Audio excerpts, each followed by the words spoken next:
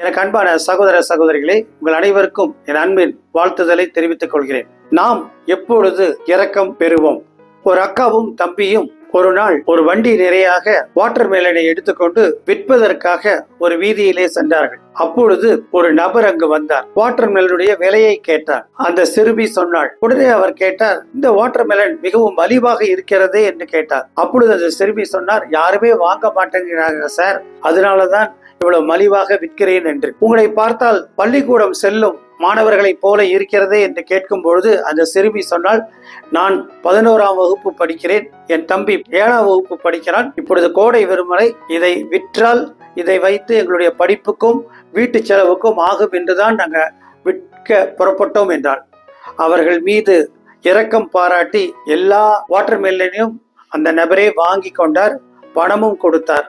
அந்த இருவரும் மகிழ்ச்சியுடன் வீடு திரும்பினார்கள்.